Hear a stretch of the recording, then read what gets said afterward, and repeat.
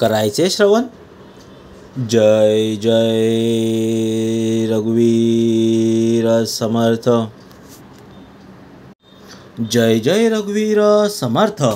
श्रीमद दासबोध दशक 15वा, आत्मदशक, समास 5वा, चंचल लक्षण निरूपण नाम. श्रीराम समर्थ. समर्थांनी दशक 15वा आत्मदशक आणि त्यामधला समास 5वा चंचल निरूपण. आता चंचल लक्षण म्हणजे काय? समोरचं सांगतात चंचल म्हणजे ज्याचे मन स्थिर नाही आहे, जो अस्थिर आहे, जो सतत एका गोष्टीतून दुसऱ्या गोष्टीत, दुसऱ्या गोष्टीतून तिसऱ्या गोष्टीकडे धाव घेतो, त्याचा विचार बदलतं, मन बदलतं, जो क्षणभर शांत बसू शकत नाही, त्याला समर्थांनी चंचल म्हटलेलं आहे. त्यांचं विचार, वर्तन आणि निर्णय हे सगळे अस्थिर असतात, चंचल असतात. मग अशा व्यक्तीला ना साधना जमत, ना भक्ती जमत, ना व्यवहार स्थैर्य आहेत. म्हणून समर्थ सांगतात, समर्थांनी चंचल आणि लक्षण त्याची लक्षणं दिलेली आहेत. चंचल अशी लक्षणं दिलेली आहेत. लक्षणामध्ये काय येतं की मन स्थिर नसतं, एका क्षणी भक्ती तर दुसऱ्या इथे विषय जागे होतात. टी व्ही लगेच आपल्याला असं हे करतं, आकर्षित करतं. दुसरं कोणतं गाणं वाजत असेल बाजूला तर आपल्याला ते आकर्षित करतं.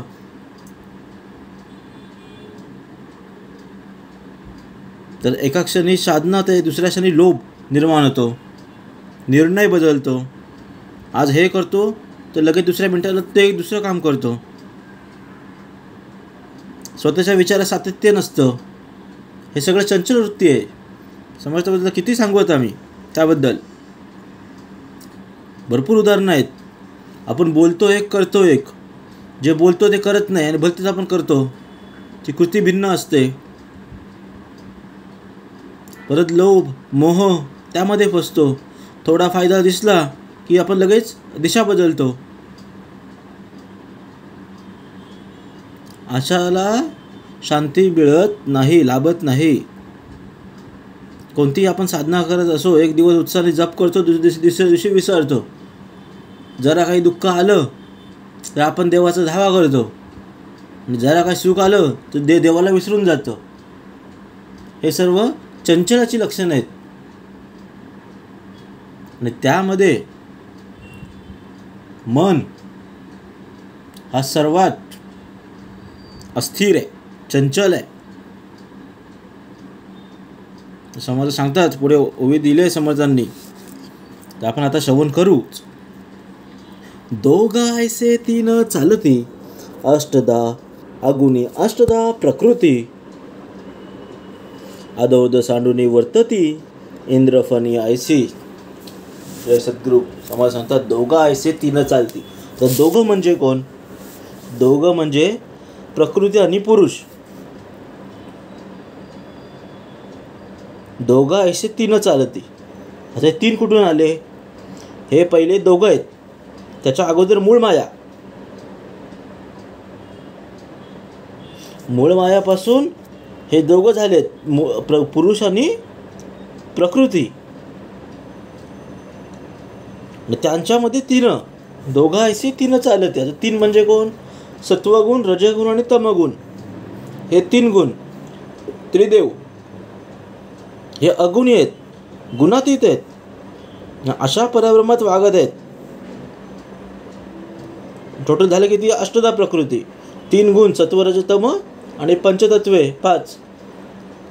पृथ्वी, तेज, वायू, आकाश, जल हे पंचतत्व. दोन्ही मिळून अष्टदा प्रकृती. त्याच्यावर पूर्ण हे जग चालते, पृथ्वी चालते. आणि पुढे सांगितले अधोर्ध सांडुनी वर्तती. अधोर्ध म्हणजे अधोर्ध सांडुनी वर्तती इंद्रफणी अशी. इंद्रफणी म्हणजे काय? इंद्र म्हणजे मांजर आणि फणी म्हणजे सर्प. हे एकमेकावर टपून असतात. उदाहरण दिले समर्थांनी. सर्प मांजरीला तरी मारेल किंवा मांजर सर्पाला तरी मारेल. हे दोन्ही होतं. दोन्ही एकमेकांना मारू शकतात. सर्प जर डसला मांजरीला तर मांजर मरू शकते, नाहीतर मांजरीने डायरेक्ट त्याला चावा घेतला तर सर्प मरू शकतो. पण ते दोन्ही एकमेकावर टपून असतात. तसेच हे सर्व जे आहे हे एकमेकावर टपून आहेत. अष्टधा प्रकृती आहे, 3 गुण आहेत, प्रकृती पुरुष आहे, हे एकमेकावर अवलंबून आहेत. समर्थ तेच सांगतात, ही सूक्ष्म चंचल अष्टधा प्रकृती अजड जी आहे पंचभूती कला आहे ती ऊर्ध्व निश्चळ आहे, स्वरूपाला सोडून मध्यभागी खेळ करत असतात. म्हणजे चंचल आत्मा पूर्णपणे जडत आणि निश्चळत्व पावत नसून त्याच्या मध्यभागीच वावरत असतो. समर्थाने सांगितलेलं आहे. पहिली मूळ माया, नंतर दोघं असे 3 चालते. दोघं कोण? प्रकृती आणि पुरुष. आणि त्याच्यामध्ये 3 सत्व, रज आणि तम.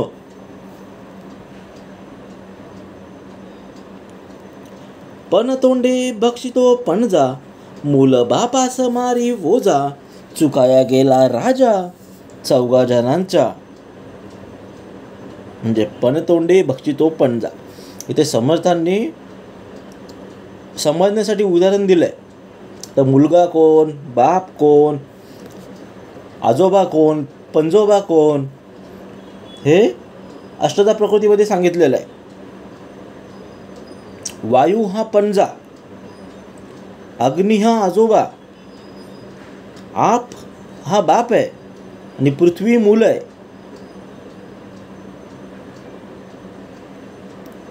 येथे दिलंय पंजोडे बक्षितो पंजा. पणतोडे म्हणजे पंजा पंतवंडांना खाऊन टाकतो.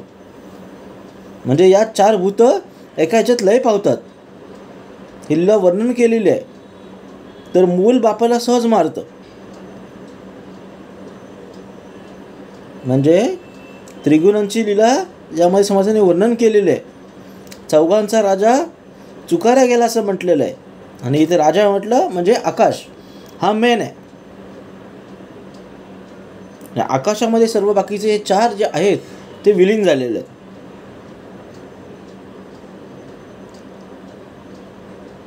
आता आपण मागच्या समासात आपण पाहिलं त्यामध्ये पृथ्वीचं आपण जास्त शाश्वत ब्रह्मनिरूपण.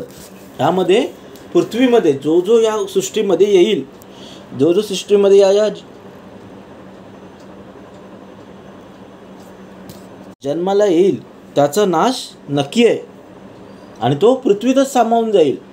झाड असू दे, मनुष्य असू दे, प्राणी असू दे, हे सर्व इथे उदयास येतील आणि इथेच पृथ्वीवर मरतील आणि ते पृथ्वीमध्येच जातील.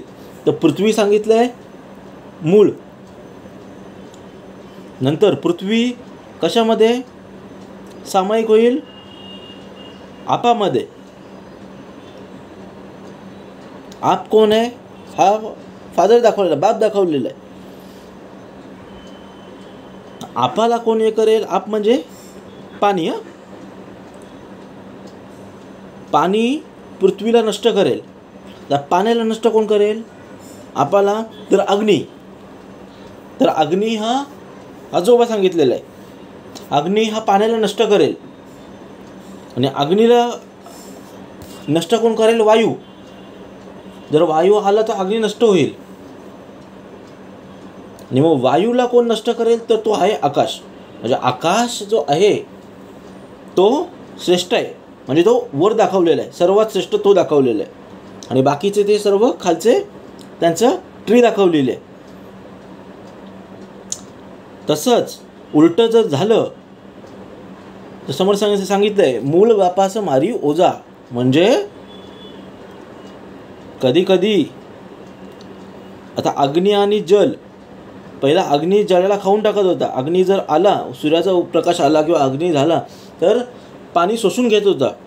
आता उलटं आहे, उलटं होऊ शकतं. तर पाणी जास्त झालं आणि जर अग्नीत गेलं तर अग्नी विझू शकते. म्हणून समर्थांनी हात दिले आहे मूळ बापास मारी ओझा, चुकाया गेला राजा 4 जणांचा. म्हणजे 4 राजा चकोऱ्या असं म्हटलेलं आहे. येथे राजा म्हणजे आकाश आहे आणि तोच अंतरात्मा आहे. आणि या लिलेत समोर सांगतात म्हणून तो नाहीसं झालेलं आहे, दुर्लक्षित झालेलं आहे. तर अंतरीचा अंतरात्मा आपल्याला बघायचं आहे. देव देवालयामध्ये लपाला, देऊळ पूजिता पावे त्याला, सृष्टीमध्ये ज्याला त्याला ऐसेची आहे. म्हणजे देव देवालयामध्ये लपला, म्हणजे आपण बोलतो देव देवारामध्ये आहे, अंतरात्मा देवालाच आहे, म्हणजे देवात लपलेला आहे, देवारात लपलेला आहे. पण देवळाची आपण जी पूजा करतो ती केल्याने देव पावतं. समोर सांगतात सृष्टीमध्ये सर्व प्राण्यामध्ये हेच दिसून येतं, सर्व प्राण्यामध्ये देवच आहे. जो अंतरात्मा आहे तो देवाचा अंशच आहे. तुम्ही प्राणी मात्र घ्या, झाडं घ्या, मनुष्य घ्या, हे सर्वांमध्ये देवाचा अवतारच आहे.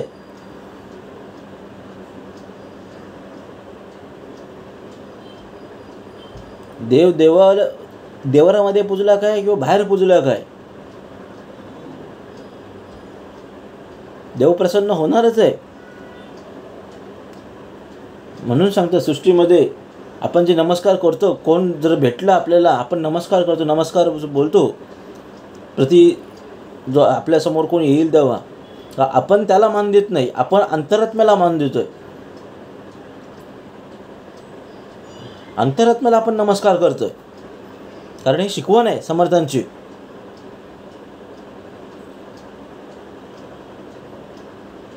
दोन्ही नामे एकास पडली, लोकीने मस्त कल्पिली, विवेक प्रत्यय पाहिली, तो एकची नाम.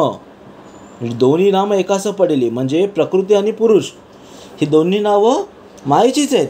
मूळ माया एक आहे आणि तिची दोन, प्रकृती आणि पुरुष ही दोन नावं आहेत.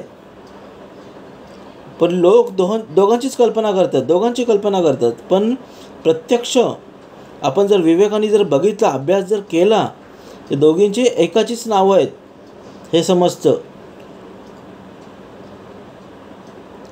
नाही पुरुष ना वनिता, लोकी कल्पिले तत्वता, त्याचा बरा शोध घेता काहीच नाही. म्हणजे नावाप्रमाणे तेथे कोणी पुरुष अथवा स्त्री नाही आहे म्हणून सांगतात. लोकांनी तत्वांच्या ठिकाणी अशी कल्पना केलेली आहे, विचार केलेला आहे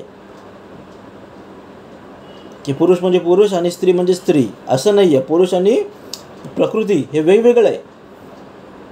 सारासार विचाराने जर आपण विचार केला, याचा जर आपण बोध घेतला, तर कळून येतं की खरं तथ्य काय आहे ते इथं काहीच नाही आहे. स्त्री नदी पुरुष खळाळ, ऐसे बोलती सकळ, विचार पाहता निवळ, देह नाही. म्हणजे स्त्रीलिंगी नदी आपण बोलतो ती नदी आहे, तो नदी आपण बोलत नाही. म्हणून नदीला आपण स्त्रीलिंगी बोलतो, स्त्री नदी. आणि पुरुष खळाळ कोण असतो? ओढा खळाळ असतो, त्याला आपण पुल्लिंगी म्हणतो, म्हणून तो ओढा. म्हणून समोर सांगतात स्त्रीलिंगी नदी आणि ओढा जो पुल्लिंगी आहे, पुरुष आहे असं आपण बोलतो. पण जर विचार करून पाहिलं की कळतं पाण्याला स्त्री अथवा पुरुषाचा देह नाही आहे, पाणी आहे.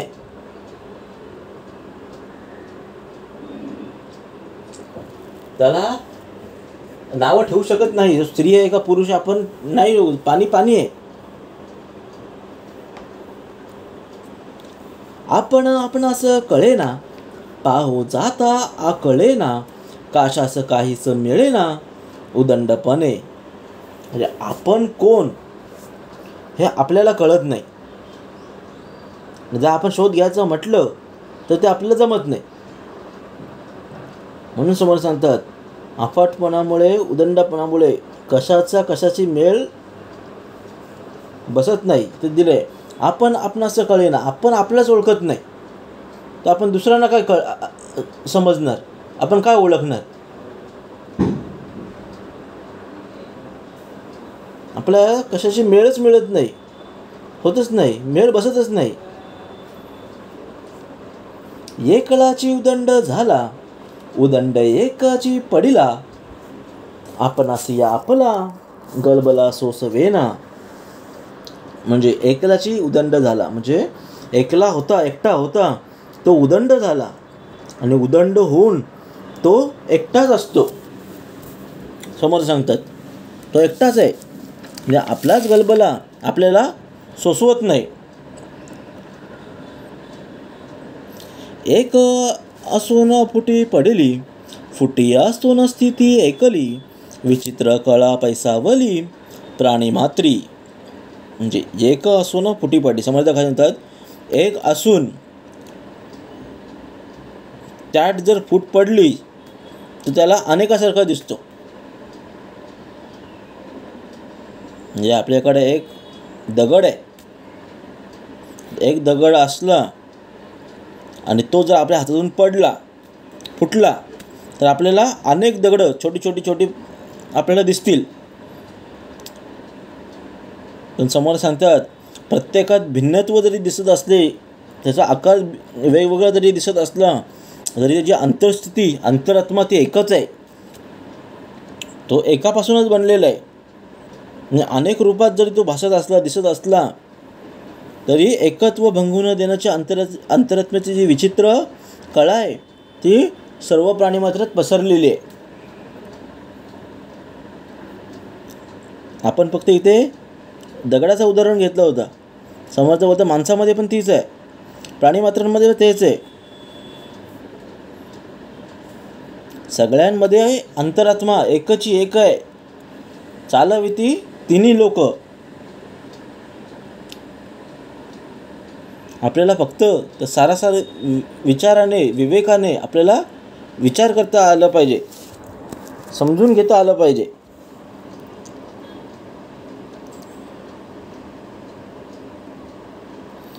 वल्लीमध्ये जल संचरे, कोरडेपणे हे वावरे, वाले वाचून न थिरे काही केल्या. म्हणजे वल्लीमध्ये जलसंचर म्हणजे जे वेळी असतात, झाडांच्या वेळी असतात, त्याच्यामध्ये पाणी भरून राहिलेलं असतं, साठलेलं असतं. तिला जर आपण स्पर्श केला तर ओलंपण जाणवत नाही. वेळीमध्ये ती बाहेरून सुकलेली असतात, कोरडी असतात, पण ती ओलेपणाशिवाय ती काही केल्या वाचूच शकणार नाही, जगू शकत नाही. त्या वेळीमध्ये पाणी असतात, भरलेले असतात, बाहेरून सुके असतात तरी ते आतून ओले असतात.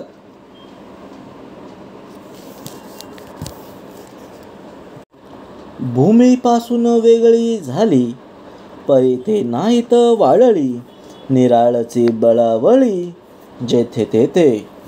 म्हणजे जमिनीपासून जी वेगळी झालेली असतात, जे भूमीपासून जमिनीपासून जे वेगळे असतात ती वाळत नसतात. जेथे तेथे आकाशात ते असतात, ते जोमाने वाढतात. आपण बघतो देवाकरिता चालती झाडे, देव नसता होती लाकडे, नीटची ना आहे कुवाडे सर्वथा नव्हे. म्हणजे समोर सांगतात देव आहे म्हणून झाडं आहेत, ती झाडं चालत आहेत, जिवंत आहेत. अंतरात्मा आहे म्हणून देह जगतोय, नाहीतर हा देह, हा जो वरचा ढाचा आहे तो अंतरात्म्याशिवाय चालू शकत नाही. आपलं जो सर्व कार्य करतो तो अंतरीचा अंतरात्मा आहे, तो आहे म्हणून आपला देह चालतोय. जर त्याने जर अंतरात्म्याने जर 10 मिनटं आलस केला तर आपली बॉडी काय कामाची नाही आहे. आपल्याला साधा मोबाईल पण आपल्याला उचलता येणार नाही. आणि अंतरात्माच जर नसेल, समोर सांगतात जर झाडाचं लाकूड होईल, सुकेल. आणि हे सर्व स्पष्टच आहे, त्याला काही गुप्त नाही आहे. झाडापासून झाडे होती, तेही अंतरिक्ष जाती, मुळाने भेदले जगती कदापि नाही. ते दिलंय, झाडापासून झाडं होती, झाडापासून झाडं होतात, ते झाडं आकाशात जातात, ती एवढी आकाशा एवढी उंच होतात, मोठी होतात. देहरूपी झाडाच्या मुळ्या जमिनीत रोवतात, पण त्याची जमिनीत मुळं जात नाही. म्हणजे मुळाने पृथ्वी भेदली असं कधी होतच नाही. झाडाचं झाड खात पाणी, घालून पाळली प्रतिदिनी, बोलकी झाडे शब्द मतनी विचार घेती. म्हणजे झाडांना झाडच खतपाणी घालून ते रोज पाळतात, त्याची वाढ होते. आणि जी काही एवढी झाडं बोलकी असतात म्हणजे ते शब्द मंथन करून त्यातलं ते सार असतं तेच ग्रहण करतात. आपण विचार केलाय का आपण कधी की झाड कसं जगतंय? त्यांना कुठून ते पाणी खेचतात? एवढंच त्यांचं मूळ एवढा मोठा आकाश एवढं दिसणारं झाडाला कसं वाढवत असेल? आपण विचार केलाय का कधी? ते शेवटी चालवणारा जो आहे तो अंतरात्मा आहे. तो झाडामध्ये पण आहे आणि प्राणी मात्रांमध्ये पण आहे.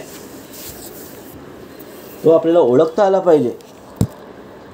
होणार तितके आधीच झाले, मग कल्पकल्पून बोलिले, जाणते असे समजले सकळ काही. म्हणजे होणार तितके आधीचे झाले, म्हणजे जे काही होणार असते ते सर्व आधीच होऊन जातं. होणाऱ्या गोष्टी टळत नसतात. जे होणाऱ्या आहेत ते होतच राहते. पण ज्याचे विवेचन आपापल्या कल्पनेनुसार असते केलेलं असते, जो ज्ञानी असतो त्याला सर्व काही नीट समजतं. मग त्यातून तो नाहीसा होतो. म्हणजे त्याला समजतं. समजल्यावर तो आपोआप त्यातून बाहेर पडतो. समजले तरी उमजेना, उमजले तरी समजेना, प्रत्यय विना अनुमाना सकळ काही.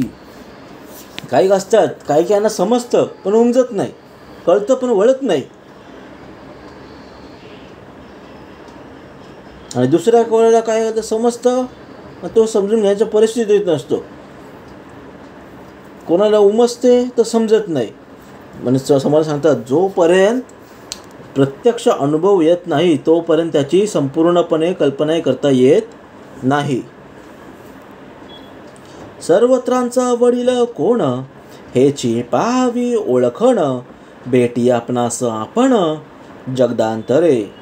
म्हणजे सर्वत्रांचा वडील कोण समर्थाने सांगितलं. कोण आहे या सृष्टीमध्ये, या पृथ्वीचा जेवढे पण इथे आहेत, पृथ्वी चालवतोय हे त्यांच्या सर्वांचं वडील कोण आहे? सर्वहून श्रेष्ठ कोण आहे याचा विचार करायचा आहे आपल्याला. त्याची म्हणजे अंतरात्म्याची ओळख आपल्याला करून घ्यायची आहे. आणि आपल्याला भेट होते म्हणजे सस्वरूपानुभव येतो आणि त्याचा अंतरात्मा सर्वांच्या अंतर्यामी आहे. एकदा कळून आलं की आपल्याला समजेल कोण श्रेष्ठ आहे आणि कोण नाही आहे. अंतर्निष्ठांची उंच कोटी, बाहेर मुद्द्यांची सांगती खोटी, मूर्ख खाय समजेल गोष्टी, शहाणे जाणती. म्हणजे जे अंतर्निष्ठ असतात ते फार उच्च कोटीचे असतात. ते बहिर्मुख असतात. त्यांची संगती खोटी म्हणजे वाईट असतं. पण या मूर्खाला काही गोष्ट कळत नाही आणि जे शहाणे लोक असतात त्यांना ते सर्व समजतात. अंतरी राखता राजी, भलत्यास भलताची नवाजी, अंतरेने राखता भाजी मिळणार नाही. समर्थ सांगतात अंतरे राखता राजी. म्हणजे आपण जर दुसऱ्याचं अंतःकरण जाणून त्याला जर प्रसन्न ठेवलं, सुखी ठेवलं, तर कुणी आपल्याला नाव असतं म्हणजे आपल्याला तारीफ करतं. दुसऱ्याचं जर आपण मन जाणून त्याला समाधान होईल असं जर वागलो तर भाजीसारखा शुद्र पदार्थही आपल्याला प्राप्त होणार नाही.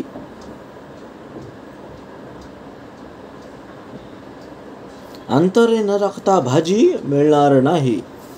ऐसे वर्तते प्रत्यक्ष, अलक्षी लावावे लक्ष, दक्षास भेटता दक्ष समाधान होते.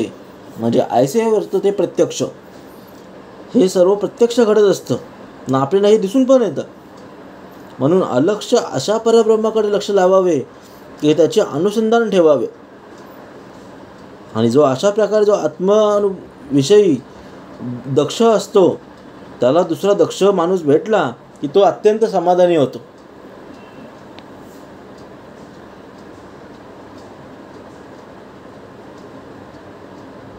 जर एखाद्या माणसाला त्याच लेवलचा माणूस जर भेटला तर त्यांची जोडी जमते, त्यांचे विचार मिळतात. तसंच समर्थ सांगतात, त्याच्या अनुभवाविषयी दक्ष माणसाला जर दक्ष दुसरा माणूस भेटला की समाधान प्राप्त होतं. मनाचं मिळता मन पाहुन येती निरंजन, चंचळ चक्र उल्लंघून पैलाड जाती.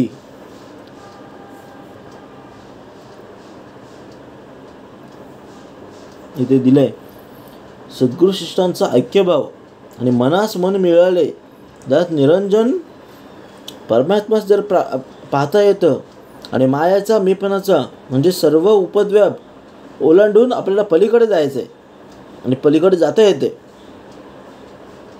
एकदाचं मनास मिळता मन, जर एखाद्याचं मन दुसऱ्या मनाला मिळालं तर ते किती चंचल चक्र असू दे, किती फसायला असू दे, ते त्या समुद्राच्या किनारी, समुद्राच्या पार ते आपल्याला सोडून देतं. आपण एका किनाऱ्याकडून दुसऱ्या किनाऱ्याकडे सहज जाऊ शकतो. एकदा जाऊन पाहून आले, मग ते सन्निध देखिले, चर्मचक्षी लक्षिले नवचे कदा. जर एकदा समज एकदा जाऊन आपण पाहिले, म्हणजे एकदा त्या निरंजन परमात्म्याचा अनुभव आला की सदैव आपली जवळच आहे असं दिसतं. पण जेथे पाहावे तेथे सर्व तोच असतो. पण चर्मचक्षुने जर आपण डोळ्याने त्याचा अनुभव कधी घेणं शक्य नसतं. समोर सांगतात तुझं आहे तुझं पाशी, परंतु जागा चुकलासी.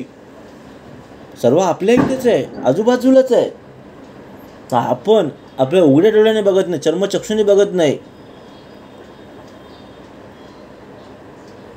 त्यामुळे अनुभव हे घेणं कधी शक्यच नसतं. नाना शरीर चंचळ अखंड करी चळवळ, परब्रह्म ते निश्चळ सर्वांठाई. म्हणजे नाना शरीरे चंचळ म्हणजे अख्खा आपलं शरीर आहे ते चंचळ आहे. तो चंचळ अंतरात्मा अखंड चळवळ करीत असतो. एका जागेवरून दुसऱ्या जागेवर, दुसऱ्या जागेवरून तिसऱ्या जागेवरून अखंड चळवळ करीत असतो. पण जो परब्रह्म आहे मात्र सर्वत्र गंधात कोंडाटलेलं जरी असलं तरी ते निश्चळच आहे, तो एकच एक आहे. त्याचा अंतरात्मा जो आहे, अंतरीचा अंतरात्मा तो एकच आहे. चंचळ धावे एकीकडे, ओस पडे दुसरेकडे, चंचळ पुरे सर्वांकडे, हे तो घडेना. म्हणजे चंचल असते ते एकीकडून धावलं की दुसरीकडून लगेच ओस पडतं. आणि चंचल सर्व ठिकाणी एकाच वेळी पुरं पडेल असं होऊ शकत नाही. चंचळ चंचळास पुरेना, अवघे चंचळ विवरेना, निश्चळ अपार अनुमाना कैसे येते. म्हणजे चंचळ असा अंतरात्मा, चंचळाच्या म्हणजे मूळ मायेच्या सर्व व्यापालाच जर पूर्णपणे ओळखू शकत नाही तर अपार आणि निश्चळ या परब्रह्माची तो कल्पनाच कशी करू शकेल. गगनी चालली हवावी, कैसे पावेल पार पदवी, जाता मध्येच विजावी, हाच भावेच तिचा. म्हणजे दारूचा बाण पेटवल्याशिवाय आकाशात उंच जातो, पण तो आकाशाला भेदून पलीकडे जाऊ शकेल काय? नाही. जेवढी त्याच्यामध्ये एनर्जी आहे, त्याच्यामध्ये जो पदार्थ साठवलेला आहे, दारू गोळा आहे, तेवढाच तो जाऊ शकेल. जाता जातो मध्येच विजेल, कारण त्याचा स्वभाव आहे. ज्याच्या अंतरीमध्ये जेवढं भरलेलं आहे तेवढंच तो उंच जाईल. समोर सांगतायत काय सांगतायत, गगनी चालली हवावी, कैसे पावेल पार पदवी, जाता मध्येच विजावी, हा स्वभावच तिचा. मनोधर्म एकदेशी, कैसा अकळित वस्तुसी, निर्गुण सांडून अपेसी, सर्व ब्रह्म म्हणे. आणि समज सांगतात त्याप्रमाणे मन एकादेशी असल्याने सर्व व्यापक परब्रह्म वस्तूला ते कसं जाणू शकेल?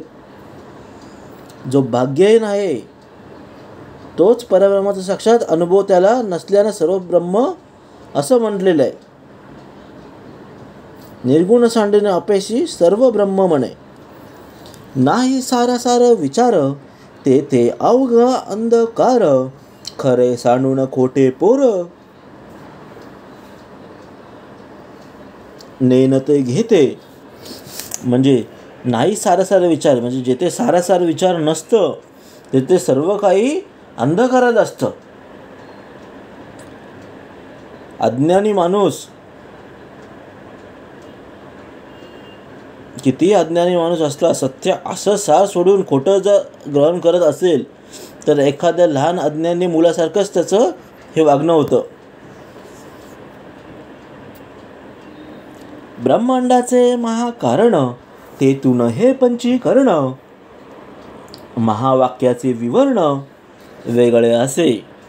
म्हणजे ब्रह्मांडाचे महाकारण तेथून हे पंचीकरण, म्हणजे ब्रह्मांडाचं महाकारण देह म्हणजे मूळ माया आहे आणि तेथूनच हे पंचमहाभूते आणि पंचीकरण हे उत्पन्न झालेले आहेत. आणि या महावाक्याचे विवरण हे आधीपासून वेगळे आहे.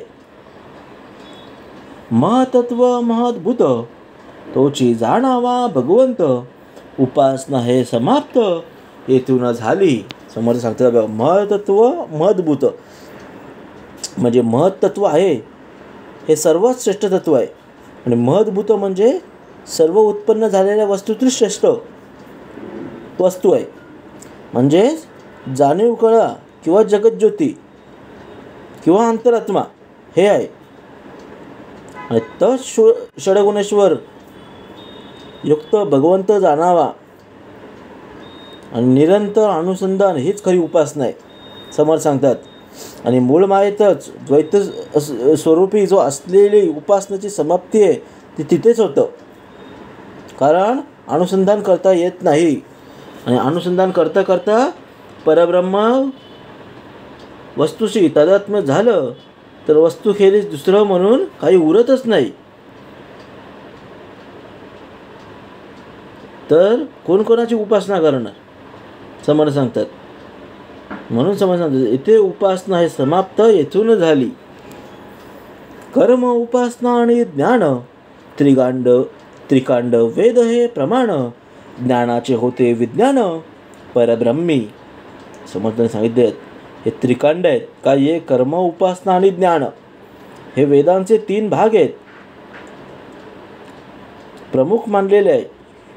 पण याप्रमाणे वेदाचं ज्ञान झालं तरी त्या वेळी परब्रह्माची ज्ञाता एकरूप होतो. त्यावेळी तो त्याची पूर्णता प्राप्त होते आणि यालाच विज्ञान म्हटलेलं आहे.